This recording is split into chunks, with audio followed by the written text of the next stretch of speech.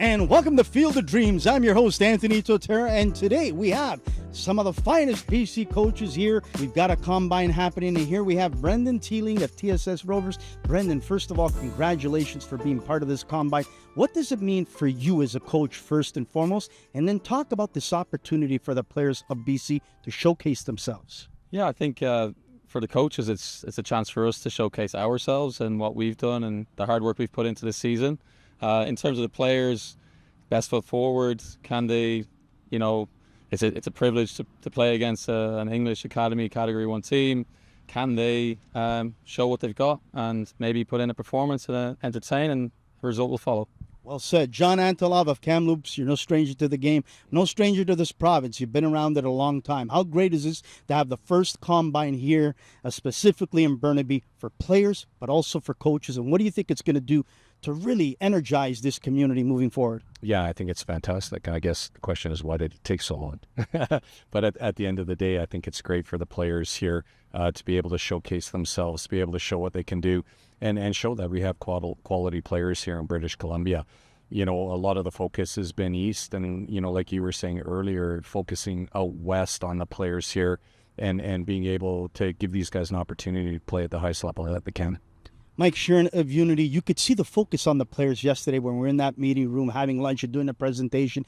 You could actually see that these young men understood what this was all about and that it was great that they were part of this opportunity. Talk about the seriousness, the focus that you've seen in the training sessions with these young men. Yeah, every guy here wants to be a part of this.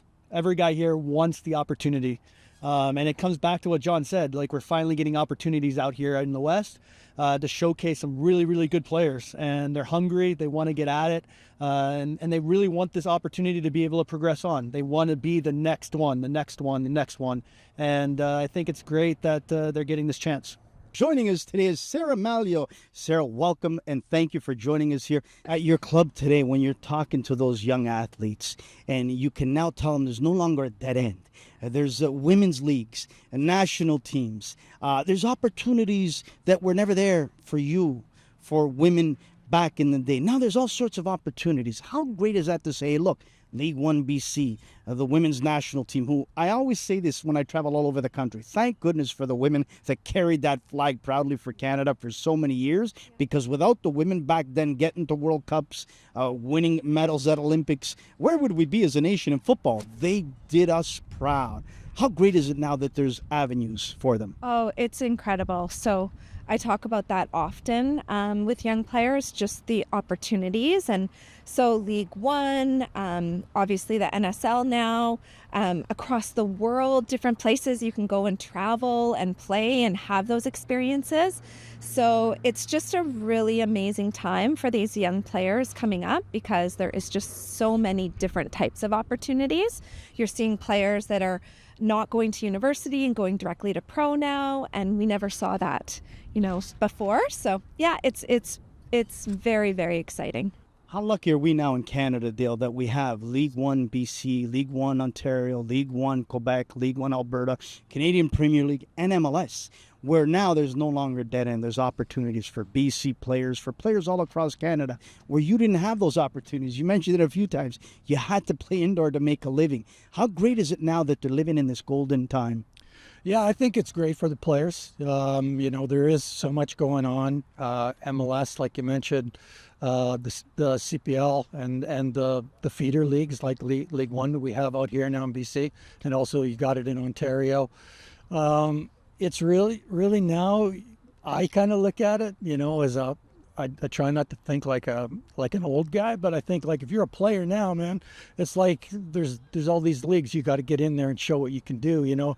Everyone, there's opportunities, and if you're playing well at a certain level, I got to think that people at the higher levels have got to be looking at that, and seeing, if I'm in CPL and I'm doing well, and is MLS the next move for me, right?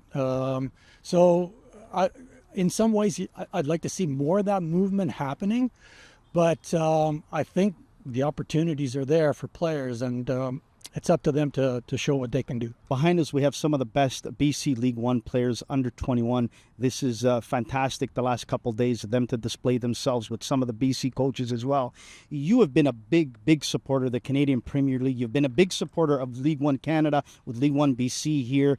You look back now and you see that 30, 40 years ago, we didn't have all this structure. It is, I call it the golden age, not just for the player and the coaches, but for the country. What do we need to understand and do, especially with the World Cup coming here, to continue it, after, I call it, the circus is gone?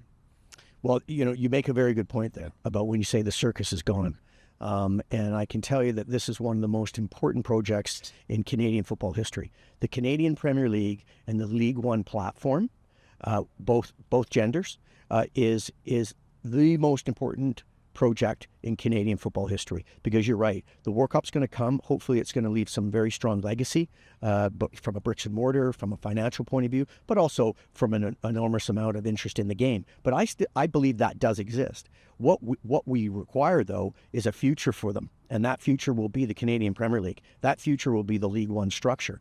And the greatest challenge in Canadian football history, even though now I work for Bermudian football, it's no different than a lot of other organizations around the CONCACAF region and globally. It's all about compliance. Compliance is the most important piece in this project. And that is, why are we not coming together as a unified group to make the acquired steps in football? We have a tendency to go out and decide that we all know better, rather than getting together and sharing that knowledge, that vision, and that detail so we can affect the players in that way for Canada. That's what we're doing in Bermuda. That's what I was doing in Grenada, and that's what I'll continue to live by. It's about having that compliance and that connection to the game, that we're all there for that one specific step the player is going to make. I believe we're living in the golden time right now in BC and in Canada, where we have so much now for the males and the females, meaning we have League1 BC for the males and females. We have the Canadian Premier League, and we have the Vancouver Whitecaps, who, for my money right now, are the team to beat in MLS. And with that signing, which we know is happening soon, that could take them right over to the top. But my point is this, Bobby, there's no more dead ends. This wasn't here when you were a young player or a coach. All these avenues for the players to now dream the dream and play the game they want to right here in BC. Right here in BC, and more importantly, right here in Canada, because you have the 3 MLS clubs, you have the CPL clubs, you have League One. Way back when, there was no pathway for the young player to go through. We still need to do a lot of work on it, but League One to me is been as good as any of the initiatives that have been put forward, and it provides kids with an opportunity to play against comparable kids, comparable ability kids.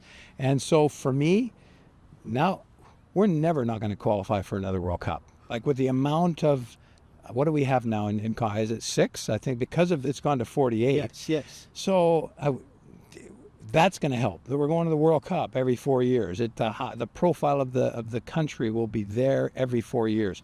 The women's team, the same thing.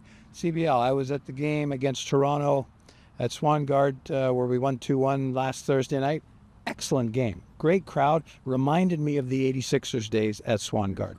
So I feel like the pieces are in place, and it's taken a long time when you consider that we started in 74 and found our way through to now. And I mean, I've been a part of that pretty much the whole way. Yes. And there were times where it looked like we were done. In fact, when Greg Kerfoot stepped up, I thought we were done.